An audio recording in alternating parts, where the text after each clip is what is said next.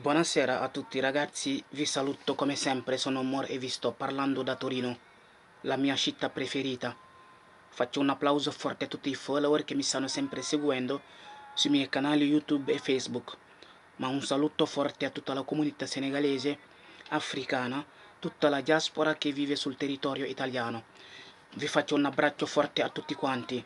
Ragazzi, oggi cercheremo ancora a fare chiarezza, a fare aggiornamenti in merito sempre ai ultimi novità che tocca la comunità senegalese, africana, la diaspora e tutte le famiglie che vivono sul territorio italiano. Oggi abbiamo tanti punti da chiarire. Parleremo del REM, pagamenti a segno unico, ma anche parleremo del ricorso in merito ai bonus 2.400 euro e 1.600 euro che l'INPS sta pagando in questo mese, ma parleremo anche ragazzi delle modifiche per RDC, il reddito di cittadinanza. Secondo l'Unione Europea ci saranno delle modifiche. Parleremo anche della sentenza della Corte di Giustizia Europea in merito ai assegni di natalità e assegni di maternità tipo il bonus bebè che dal 2015 l'INPS negava ai stranieri che hanno il permesso di soggiorno, che non potevano fare la domanda perché hanno il permesso di soggiorno. Quindi la sentenza è positiva. Da ora in poi loro possono fare la domanda anche essendo col il permesso di soggiorno. Per finire ragazzi, parleremo della comunicazione INPS ai pensionati, parleremo anche del messaggio INPS che ha chiarito per la quarantena Covid e la malattia. E infine parleremo delle partite IVA e la data di scadenza per la dichiarazione dei redditi, anche per fare l'ultima domanda di fondo perduto chiamato perequativo. Salaamaaleykum mbokk yi ziar naa leen bu baax a baax, man la seen mbokk taalibe Mor Talla Sarr maa ngi leen di nuyu di leen ziar fépp fu waay mën a nekk ak li ko wër ci biir Italie ak Europe bi. ñu ngi leen di ziar bu baax a baax di leen ñaanal donc bon weekend képp koo xamante ni donc yaa ngi ci Italie ak li ko wër. Alors fi ñuy commencé nag tey dañuy njëkkee ci REM ak assegno figli unico. Donc xam ngeen ne REM bi ginnaaw bi nga xamante ne bi mbokki taalibe yu ko dugaloon fay nañ leen première rate bi le 18 ak le 19 bi passé ba le 23 août. Deuxième rate bi donc comme li leen ko waxee woon ñu ngi koy xaar ci semaine bi, donc waxoon nañ leen ne INPS dina lancer donc disposizioni di pagamenti donc jàpp ci biir semaine bi. Kon daal ñu jàpp ne deuxième tranche REM bi paiement bi mbokki taalibe yi nañ ko xaar entre le 10 ba le 15 septembre. ñu jàpp ne kon weeru septembre bi ñu nekk ci li commencé le 15 septembre rek, donc semaine bu riche lay doon jëm ci wàllu paiement, moo xam assegno unico la, moo xam REM la, moo xam tamit ñi nga xamante ni bi dañoo defoon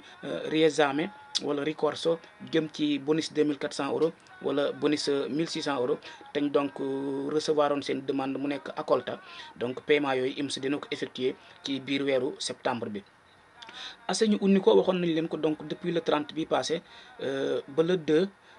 août. Alors INPS moo ngi ko doon fay ñi nga xamante ne bi ñoo ko dugaloon te nekkoon catégorie gi nga xamante ne bi donc duñ leen defal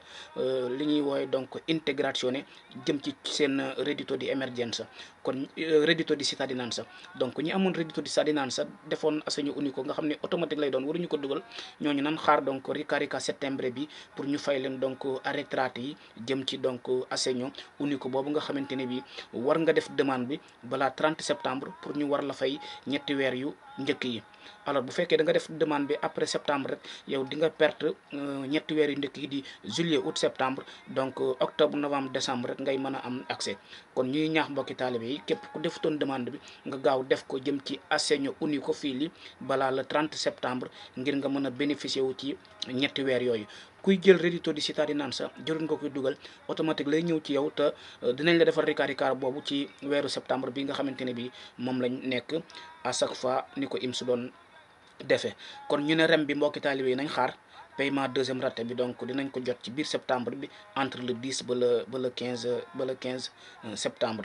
jëm ba tey ci bonus 1400 ak 2400 euros yi xam ngeen ne ba tey am na ñu ko jotagut, donc ñooñ tamit buñ sukkandikoo ci INPS ci biir septembre bi donc dinañ jot seen paiement yooyu, moo xam ku jotoon benn tranche bi la moo xam ki ko jotutoon jëm ba tey ci reddito di émergence bi am na ñoo xamante ni bi ba tey jotaguñu seen premier tranche donc ñooñu IMS xamle ne ci biir septembre bi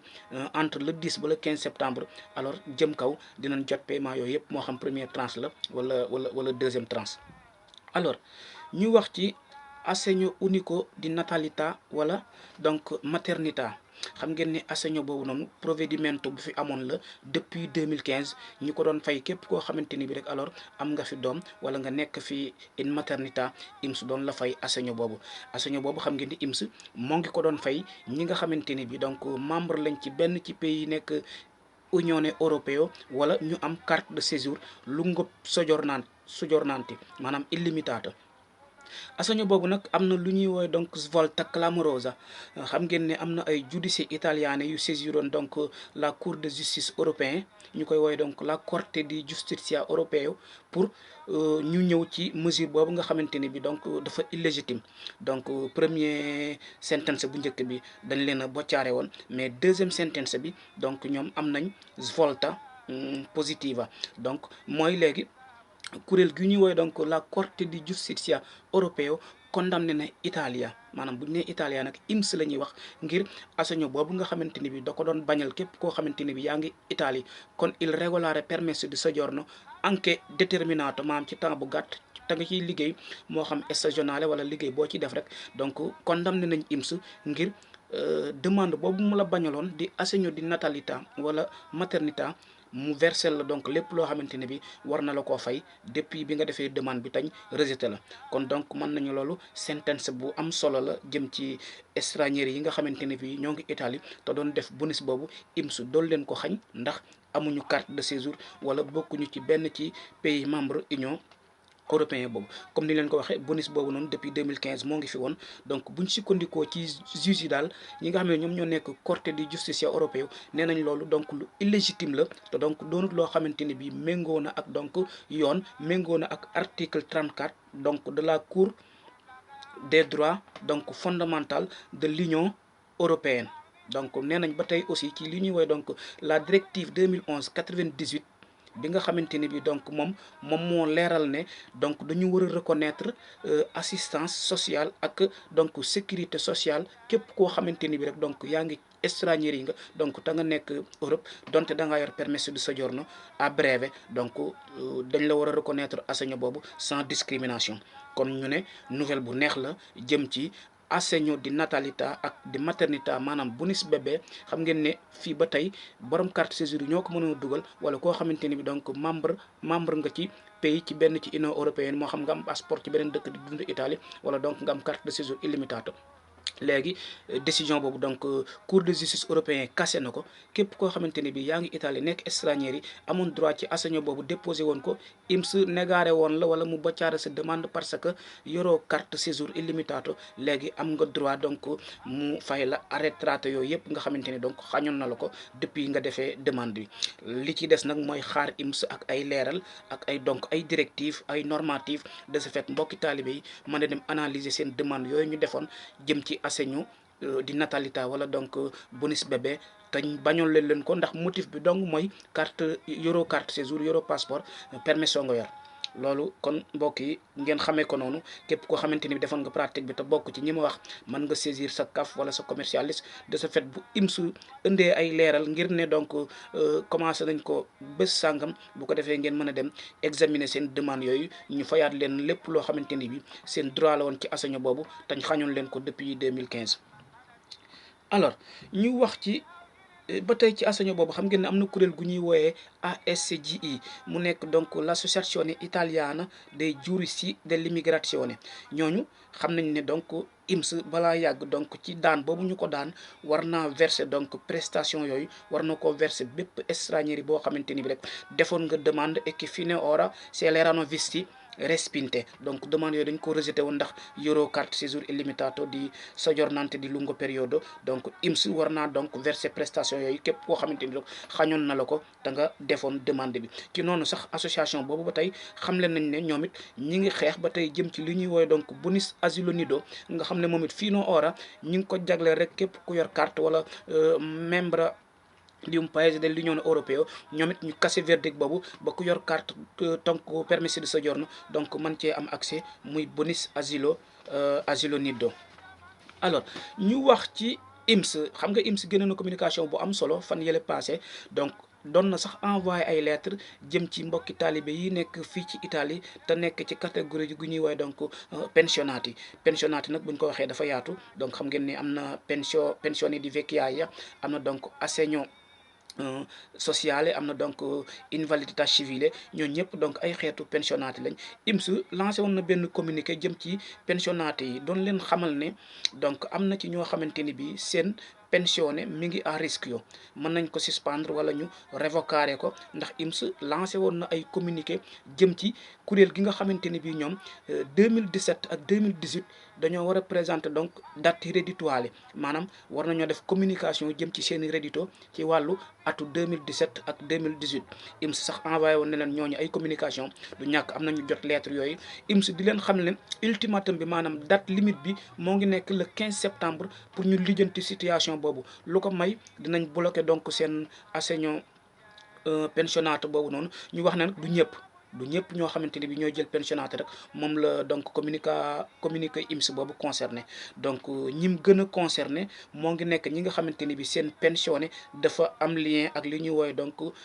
il reddito la dichiarazione dei reddito wala donc la presentazione dei reddito kuréel gi ñu ci gën a ciblé mooy ñi nekk ci invalidità civile ñi jël assegno sociale ak ñi nga xamante ni bi dañoo am integrazione al trattamento minimum ak ñi nga xamante ni donc ñi ngi ci kuréel gi ñuy woowee donc maggiorazione sociale ñooñu la concerné. IMS lancé na leen ultimatum avant le 15 septembre nañ dem lijjanti seen position boobu jëm ci wàllu 2017 ak 2018 donc date rédhitoire maanaam déclaration rédhitoire pour mu féete bor lu ko may dinañ leen daggal donc assegno boobu nga xamante ni bi donc mooy moom la leen IMS doon versel te it ay daan mën nañ leen cee topp jëm ci lépp loo xamante ni bi jëloon nañ ko te méngoowut ak lu dul yoon donc ñu remboursé waat ko IMS kon ñuy ñaax mbokki taalibe yi suñ papa yi suñu yaay yi suñ sœurs yi képp koo xamante ne da ngaa nekk ci situation boobu nekk invalidità civile wala nga nekk pensione sociale wala donc integrazione donc maggioranza sociale wala nga nekk integrazione al trattamento minimum nga donc gaaw jéem a lijjanti loolu balaa la 15 di say date rédhitoire 2017 ak 2018 nga def communiqué boobu IMS mën koo jot nga dem ci CAF wala patronato yi de ce fait doo bokk ci ñu mën a donc dagg seen pensione ñi ngi gën a ciblé ñiy jël invalidità civile assegno sociale integrazione al trattamento minimum ak maggioranza sociale. ñu wax ci IMS ba tey leeral na ci benn note boo xamante ne bi mu ngi ko duppee le 28 donc numéro 2842 nekk 6 août 2021 IMS li mu leeral foofu mooy donc période quarantaine Covid ak malattia xam ngeen ne loolu provvedimento bu ñëwoon la ci la legge cura Italia bu ngeen demee ci article 26 comma 1 la legge cura Italia del 17 mars 2020 moom moo waxoon ne képp ku nekk période di quarantaine alors yow période bi ngay toog IMS moo la koy fay malattia lañ koy considéré dañ la koy fay donc depuis 2020 ci legge cura Italia articolo 26,1 loolu moo ñëwoon. IMS ci communiqué boobu nag xam le ne depuis donc janvier 2021 prestation yooyu fayatuñ ko kenn maanaam période quarantaine bi laboratoire bi toog ñu koy considéré comme malattia IMS fayatu ko li ko waral moom mooy fonds yi donc nekkatu fa dafa jeex ba ñoo ngi xaar ñu financé waat ay fonds ngir ñu mën koo fay liggéeykat yooyu ñu bëri ci liggéeykat yi seen datore di lavoro moo leen ko doon fay wala soit duñ leen ko fay bu nekkee quarantaine Covid donc ta nga xamante ne bi loi bi daf koo considéré woon comme donc malattia IMS xam le ne amatul ay fonds yu mu ko fayee moo ngi xaar gouvernement bi ngir donc ñu subventionné leen fonds yooyu ñu mën koo fayaat ñi nga xamante ne bi ñoom ñoo amoon droit ci prestation boobu. xam ngeen ne ñenn ci kuréel yi nekk Italie ci GIL CISL ak UIL donc ñaan nañ il MEF ak il ministro Orlando del lavoro e delle politiche sociali ak il ministro dell'economia e delle finanze Daniele Franco ngir donc ñu subventionné leen fonds yooyu bu ko defee ñu mën a donc combler gap boobu nga xamante ne bi ba tey donc amaguñu ay fonds. xam ngeen ni kii di sottosegretario del MEF il ministro dell'economia e delle finanze xam leen ne bërki démb ne alors gouvernement bi dina def tout ba alloué yeneen fonds ngir donc période quarantaine Covid bi biñ considéré woon comme malattia ñu continuer di ko fay liggéeykat bi donte donc datore di lavoram fayu ko. fi ñuy jeexale mooy mbokki taalibe yi nekk Italie te yor partita IVA imprese lavoro autonome xam ngeen ne déclaration dei reddito 2021 bii nii anneau d'imposte 2020 ñi ngi ko appoon ci le 10 septembre ci noonu sax donc ñu am ci nouvelle bu neex buy xamle ne donc recours ak lettre bi nga xamante ni bi yenn ci association ak docteurs yi commercialistes yi bindoon nañ ko il MEF ak il ministro del lavoro Orlando et Daniele Franco ngir ñu spostare donc datu scadenza bi nga xamante ni mu nekkoon le 10 septembre donc ñu puusaat ko de ce fait mbokki taalibe yi mën a def normalement seen déclaration reddito 2021 mën a aussi présenter li ñuy wooye il fondo perduto perequativo te ñuy xaar l'Agenzia delle Entrate bu lancé donc plateforme pour demande bi donc mel na ni kon ñoom seen lettre boobu ak seen message boobu alors am na suite ndax buñ sukkandikoo ci benn document boo xamante ni bi moo ngi jóge ci il MEF il ministro dell'economia e delle finanze te kii di Daniele Franco jiite ko xam nañ ne xamle na ne ci benn provvedimento dinañ spostare donc date bi nga xamante ni bii moom la déclaration reddito bi 2021 waroon a jeex di le 10 septembre dinañ ko yóbbu ba le 30 septembre ngir permettre doomu aadama yi ñu mën a def déclaration reddito 2021 ngir mën a bokk ci demande fondo perduto bi ñu wooye conguaglio wala perequativo te war a ñëw ci biir weeru septembre bi kon loolu nouvelle bu neex la ñu koy xamal mbokki taalibe yi déclaration reddito bi waroon a jeex le 10 septembre am nañ document buy firndeel na kii di Daniele Franco del MEF moo ngi liggéey ci benn décret ngir balaa yàgg décret boobu génn ñu spostare donc la dichiarazione dei reddito scadenza bi waroon a jeex le 10 septembre ñu yóbbu ko ba le 30 septembre mën a permettre mbokki taalibe yi donc ñu def ko kon calme ak aussi mën a bokk ci décret bi nga xamante ni bi mooy fondo perduto te képp koo xamante ni bi amoo déclaration reddito 2021 mënoo cee bokk di anno d'imposta 2020. alors loolu xam ngeen ni donc lu am solo la mbokki taalibe yi donc ñu ngi leen di sant bu baax a baax di leen gërëm seen mbokku taalibe Mor Talla Sarr jërë ngeen def yal na yàlla defal jàmm ak tawféex ak ay xéwal ci barke Sëñ Tuubaa ci barke Maam Cheikh Fall jërë ngeen jëf